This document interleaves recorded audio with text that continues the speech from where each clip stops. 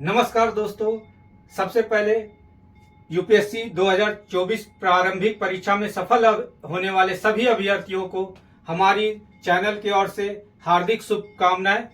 आज हम लोग a strategy for UPSC mains 2024 यानी यूपीएससी मुख्य परीक्षा 2024 की रणनीति के संदर्भ में चर्चा करेंगे। चलिए चर्चा आरंभ करते हैं। सबसे पहले देखें तो 20 सितंबर से मुख्य परीक्षा का आरंभ होना है। ऐसे में हमारे पास लगभग 75 दिनों का समय है। हमें किन किन विषयों को तैयार करना है तो Hindi, English compulsory, GS paper 1 जो निबंध के रूप में जाना जाता है, जीएस पेपर 2 से लेकर 5 तक ethics, history, geography, polity, IR, science tech, economics के रूप में है, और 2 ऑप्शनल पेपर 6 और पेपर 7 को तैयार करना है। ऐसे में इतने कम समय में हम किस अप्रोच को अपनाएं या किस दृष्टिकोण का अपनाएं जिससे हम कम समय में बेहतर परफॉर्मेंस अपने मुख्य परीक्षा में दे सके। चलिए इसके लिए दृष्टिकोण को देखें तो सबसे पहले हमें चयनात्मक और समय प्रबंधन ये 2 अप्रोच पे काम करना है। तो चयनात्मक में क्या करना है, सबसे पहले मुख्य परीक्षा के संदर्भ में क्वेश्चन बैंक का अवलोकन करना है। क्वेश्चन बैंक को सिलेबस के साथ अवलोकन करिए जिससे आपका टॉपिक को छांटने में काफी सहायता मिलेगी। अगर आप बार बार क्वेश्चन बैंक का अवलोकन करते हैं तो एक फ्रेमवर्क तैयार हो जाएगा कि कहां से किन सेक्शन को हमको तैयार करना है, जहां पर हम अपने आप को कंफर्ट जोन में या कंफर्ट जोन में हम अपने आप को ला सके। जीएस पेपर 2 से पेपर 4 के लिए कम से कम 60 से 70 टॉपिक तैयार करें हर सब्जेक्ट के लिए। जैसे हिस्ट्री का है, हिस्ट्री और कल्चर, हिस्ट्री कल्चर से रिलेटेड करीब 50 से 60 टॉपिक तैयार कर ले, और पॉइंट वाइज क्या करें, नोट्स तैयार करें। जब जिस टॉपिक को पढ़ रहे हैं उसी टॉपिक का 8-10 पॉइंट लिख ले, ताकि शॉर्ट नोट्स जो 8 12.5 नंबर या फिर 15 नंबर में क्वेश्चन पूछे जाते हैं, तो इसके लिए आप लिखने के लिए इतना कंटेंट आपके पास पर्याप्त हो जाए कि आप आराम से लिख सके। इसके बाद पेपर 5 के लिए जीएस पेपर 5 जो नीति शास्त्र यानी इथिक्स का है, इस पेपर पर आप विशेष रूप से रणनीति अपनाएं, क्योंकि इथिक्स एक मात्र ऐसा पेपर है जिसमें 250 नंबर के सवाल आने हैं। तो इसके लिए आप 3 टुकड़ों में अपनी तैयारी को बांट दें। सबसे पहले क्या करें, स्टैटिक भाग जैसे नीति शास्त्र क्या है, अभिरुचि क्या है, अभिक्षमता क्या है, इस टाइप के स्टैटिक पार्ट वाले क्वेश्चन को आप लगभग 50 से 60 तैयार कर ले छोटे छोटे फॉर्मेट में। उसके बाद केस स्टडी के लिए क्या करें, समाचार पत्र पढ़ रहे हैं, जैसे कोई घटना हुई हाल ही में, तो उस दौरान क्या क्या अप्रोच अपनाया गया।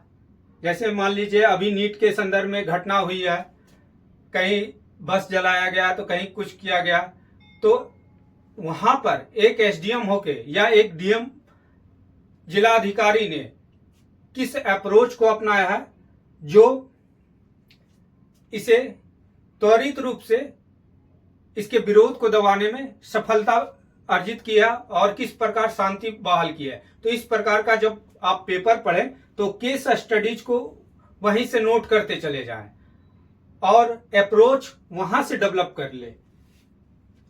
और अन्य जो केस स्टडीज के लिए बहुत सारे बुक अवेलेबल है, उस पे कम से कम 40-50 केस स्टडीज तैयार कर ले।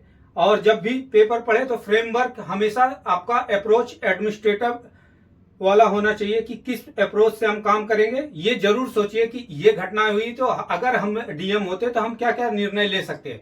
तो इस प्रकार का अप्रोच अपनाएंगे तो ऑलरेडी फ्रेमवर्क सेट हो जाएगा, ताकि जब एग्जामिनेशन हॉल में क्वेश्चन आए तो उस फ्रेमवर्क में आप आराम से ढल जाए और अपने आंसर को तेजी से लिख डालें। उसके बाद है थॉट डेवलप करना है। थॉट डेवलप करना है कैसे? जैसे किसी थिंकर का कोई कोटेशन पढ़े तो थॉट उसी को सोचे, उससे क्या होगा, आपको निबंध में भी काम आएगा। इथिक्स वाले, क्योंकि अधिकतर देखा गया, पिछले साल भी देखा गया है, जो पेपर अभी पूछे जा रहे हैं वो दार्शनिक अप्रोच या इथिक्स से रिलेटेड ज्यादा है। तो इस टाइप से अप्रोच डेवलप करें ताकि वो निबंध में भी आपका काम आए। इससे आपको यह सहायता मिलेगी कि निबंध के लिए एक निबंध के लिए एडिशनल तैयार अलग से नहीं करना पड़ेगा। दूसरा, जब ऑप्शनल पढ़ रहे हैं, जैसे हिस्ट्री वाले या हिंदी साहित्य वाले या फिलॉसफी वाले, वो लोग एक ऑप्शनल से ही अपना अप्रोच डेवलप करें कि निबंध एक और सेकंड भी तैयार हो जाए। इसके लिए आपको अलग से नहीं, जब कंटेंट पढ़ रहे हैं तो थोड़ा विचारधारा को भी डेवलप करते रहिए, जिससे आपको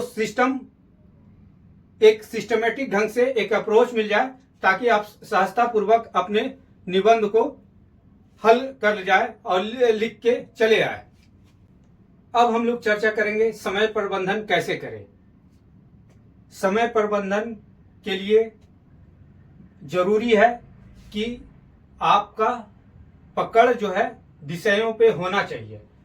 इसके लिए रणनीति क्या होना चाहिए? सबसे पहले आप कोशिश करें कि ऑप्शनल सब्जेक्ट को 30 से 35 दिन के अंदर पूरा निपट जाए। उसे 5 से 6-7 घंटे दे के तेजी से पढ़ के और उसमें फॉर्मेटिंग क्वेश्चन करके निपट जाए, क्योंकि ऑप्शनल एक तरह से क्लियर रहेगा तो बाकी जीएस का सिलेबस काफी वास्ट है, तो वो हमेशा चलते रहेगा।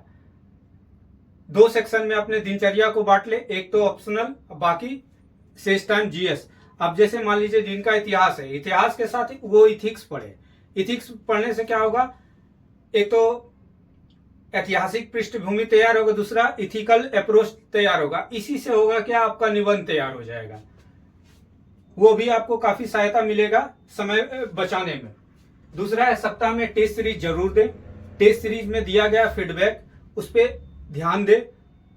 आपका जो टॉपिक कमजोर है उस टॉपिक पे अगर किसी सीनियर, किसी मेंटर या अपने शिक्षकों से जरूर संपर्क करें और उस टॉपिक को क्लियर करें, ताकि उस टॉपिक पे आपकी पकड़ हो जाए। अगर वो टॉपिक एग्जाम में आता है, अगर चीजों को अच्छी तरह से जानते हैं, तो आपको लिखने में भी कम समय लगेगा और तेजी से आप उस टॉपिक को डील कर ले जाएंगे। उसके बाद अपने सीनियर्स की, अपने गुरु के द्वारा या शिक्षकों के द्वारा, मेंटर के द्वारा जो दिया गया फीडबैक है, उसको अमल में लाने का प्रयास करें कि उन्होंने कहाँ कहाँ सजेस्ट किया है, किन बिंदुओं पे हमें कमियां हैं, उन पे गाइड मिला है, तो उसको जरूर अमल में लाए। फिर क्वेश्चन फॉर्मेटिंग पर डे करें। जैसे आज हमने हिस्ट्री के 10 टॉपिक पढ़ा, 10 टॉपिक में क्या क्या क्वेश्चन बन सकते हैं, तो हम रात में बैठे और रिलैक्स मूड में क्वेश्चन पढ़े और उसका फॉर्मेट माइंड में करते चले जाए। माइंड से फॉर्मेटिंग करने से फायदा यह होगा कि एग्जाम में जैसे ही वो क्वेश्चन आएगा, त्वरित रूप से आपका माइंड फ्रेमवर्क काम करने लगेगा और आप तेजी से आंसर को डील कर ले जाएंगे।